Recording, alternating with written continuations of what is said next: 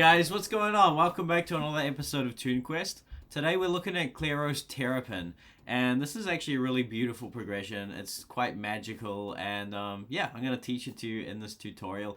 Now, just a quick disclaimer, we're not covering the crazy piano arrangement that happens in this song. That's classic Clairo. Like the piano arrangement is, there's so much going on. I can't sit here and I can sit here and explain it for like an hour or two, but we're not going to go into that much detail. I'm going to teach you how to just play it solo piano version. Okay, so this is how we're going to start, okay?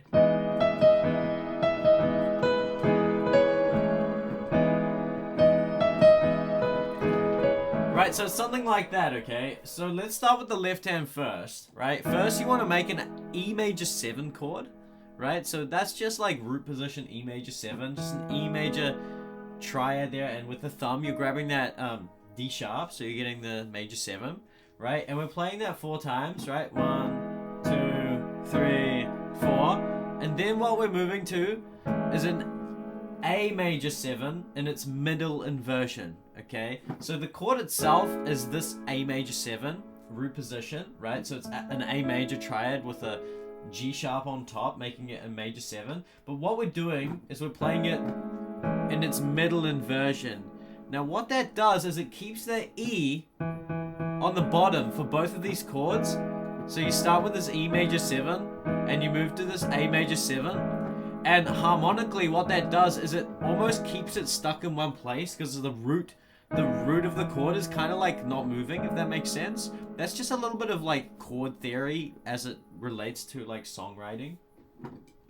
So 4 times on the E major 7 and then 4 times on that A major 7, right? So that's kind of how we start. Now the melody goes like that, right? After the first one, and then so that's and then landing on that C sharp.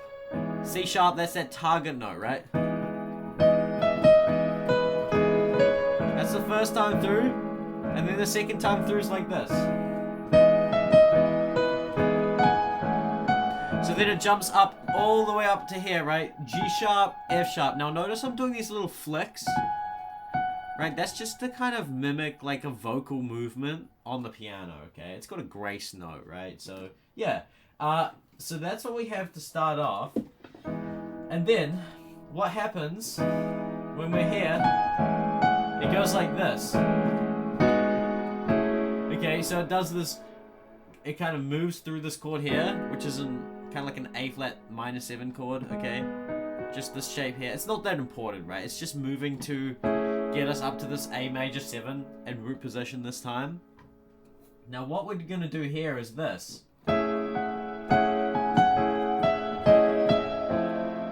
Okay, so that's what happens there at the end of the progression. So we're on this A major 7 and it goes, the melody starts on an F sharp, right? F sharp, G sharp, F sharp, E, D sharp, right, sorry.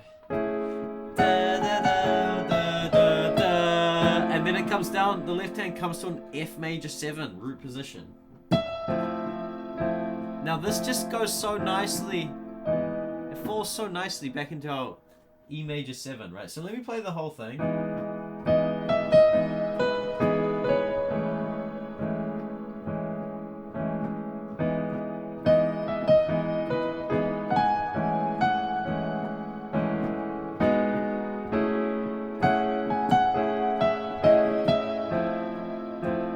And that just falls back, that falls into the verse, right? So this is where Clairo starts singing, okay? Now, the verse is pretty much the same, okay? There's going to be one slight difference. So the melody kind of changes, there's something else going on in the melody, and the left hand changes. So this is what it's going to be.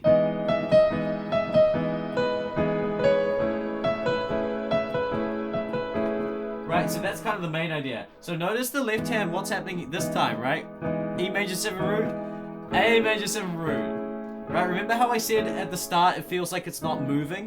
That's a great way to start a piece of music. It feels stuck, but like as we move into the verse, it feels like it's opening up because now you've got the root position A major, so it feels like more like, we're getting somewhere. If that makes sense. feel like I'm explaining theoretical harmonic stuff. Please let me know if that's what you want to hear more of. I'm happy to explain more of that stuff with songwriting. I just love songwriting. I'm a tunesmith myself, so... okay. Now the melody starts at the beginning. Right, so that's the same melodic idea, but now we've got this thing happening. Right, so it's just going between that E and A. So it's like da-doo, da-doo, right? So...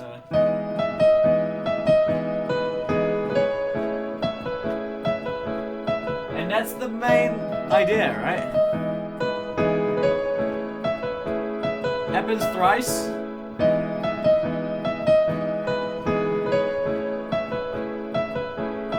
And then we have this.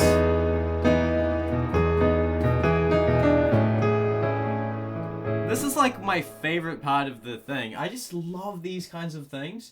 It happens in the piano arrangement, but I wanted to teach it to you here, right? Oh, what's going on there? It's so nice. Okay, so we're using the same chords, they're just arranged slightly differently, such that now our left hand is going to play this root 5 octave thing. Right hand is going to play this here, okay? This is a shape that gives us that E major 7 sound. Basically, check this out, okay? This is an E major triad in its second inversion, right? So you've got that E, the root of this chord in the middle. Basically, you lower that a half step, you get the 7, right? Right, so it's like, so you're going from the top down. So this middle voice here is gonna descend. So it descends to the third of the A major 7 chord, right? That's why it sounds so good, right? And then basically you're finishing that A major 7 shape. Left hand is the same, root 5 octave. Right hand you're finishing with a C sharp minor. I hate that it says D flat minor. This is the chordy app. I sometimes get the key wrong. Whatever, you know what I mean. It's a C sharp minor. Yeah, whatever.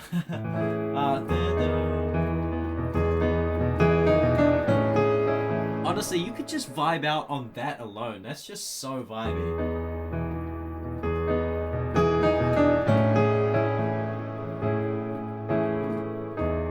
Yeah, so I wanted to show you that because what I'm teaching here are the ingredients of this song. You can kind of play it how you want. That's the whole idea with TuneQuest. That's what my channel is about. And that's how I teach the keyboard. Unlock the keyboard.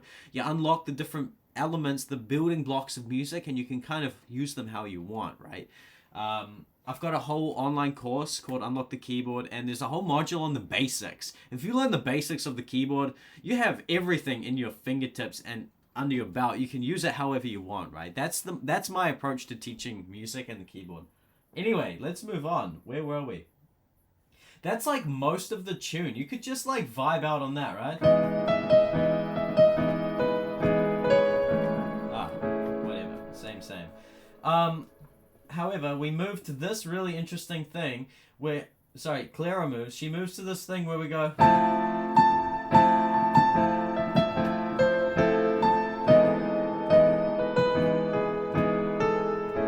Okay, so what's happening here is that it's kind of like a second part to the verse where she moves to an F major 7, okay, root position. We're just maintaining this nice steady left hand pattern. Hopefully that makes it easier for you to actually just play this tune.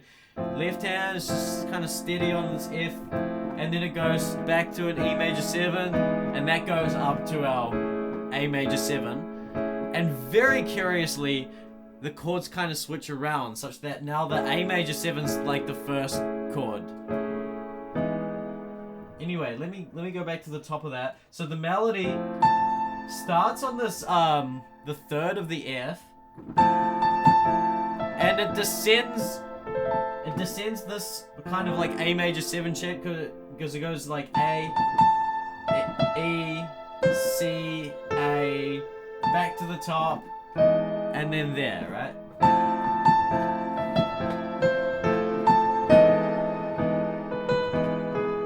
and then it descends that shape. And then she goes to this A root, and then this beautiful melody. Oh, there it is again. There's that like that chromatic, the same thing that we had before, but it's now going from the A major 7 to the E major 7. It's so good, right? So the first time we had it going for the E major 7 to the A major 7. This time it goes back, okay? So why I wanted to teach this is because this could be an arrangement that you play where you just like play first this part, and then you do this melody, and you could just repeat this.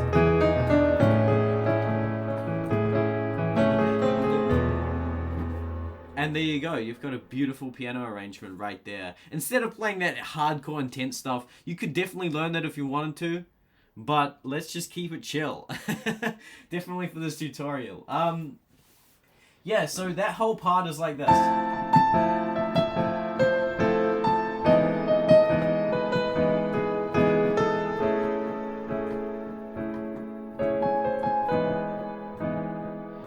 And then we just go between these two chords, right? A major 7, something like that, right? E major 7. Yeah, so that's pretty much like most of the song. Now, of course, there's the bridge. It's not most of the song. This a very interesting structure. There's a bridge to cover. Let's look at the bridge. The bridge is really interesting. So we go to this.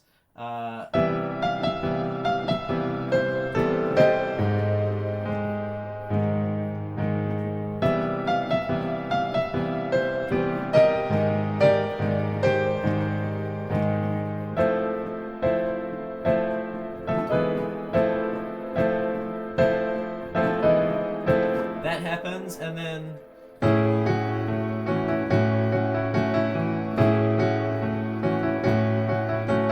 yeah, okay, so let me break that down. There's like 3 different parts in that bridge section. Firstly, we go to this very magical kind of chord progression movement thing where you go from a C major 7 down to an A flat major 7, and that repeats. That's the left hand movement, right? Now notice C major 7 is fine using all of the notes, but when I go to an A flat major 7, I'm taking out that third. Because if you put the third in too low down, it sounds a bit muddy. However, if you do it here, you can play the whole chord, if that makes sense. So what was it?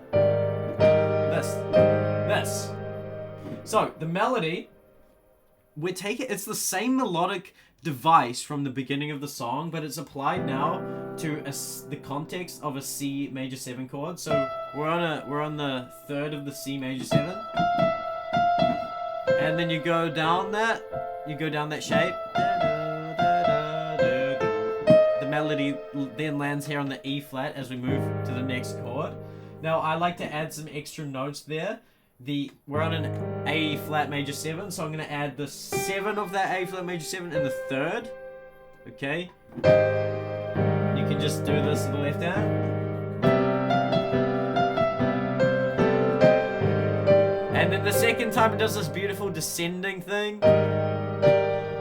Now what you can do here is you can keep these 2 notes the same, constant. Melody descends from E flat, D, C, right? Nice and easy. So that's that bit. And then we move to this.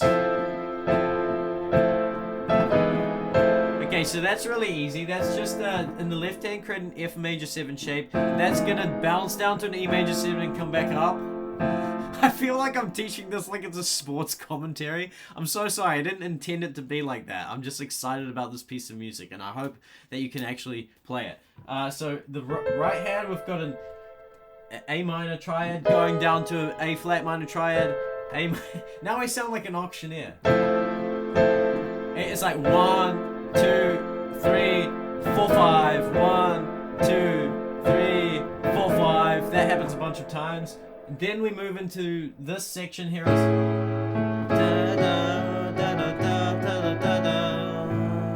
Right, so we're on an A major 7, and then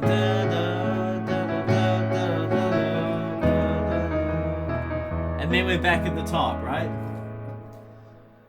Wow, that was a roundabout way to explain that verse section, but I hope that it helps. Yeah, so we covered a bunch of stuff in this episode. I hope that it wasn't scattered all over the place, and I hope that you can learn and play the song in whatever way you want. I think the best way to play it is honestly like...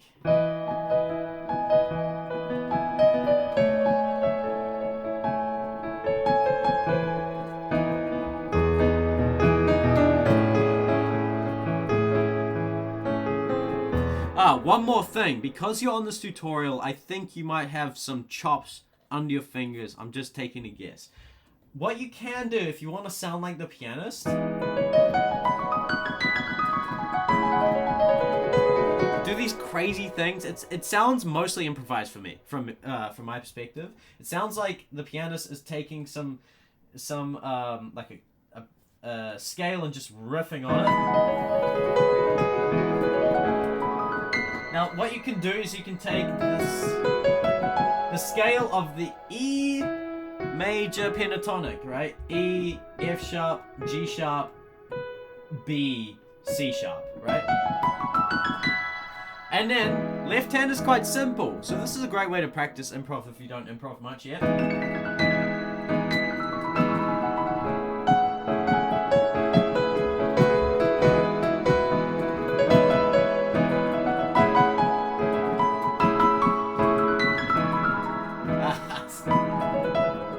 That's why Clairo didn't hire me. I make so many mistakes. Nah, guys, I'll leave the tutorial there. I hope it was helpful. But play around on the E major pentatonic scale if you want to jam on this one. Awesome. Like the video, comment, subscribe, join the free community. It's free. 13 hours of free content. I want to help you. Let's go. I'll see you in the next one. Bye-bye.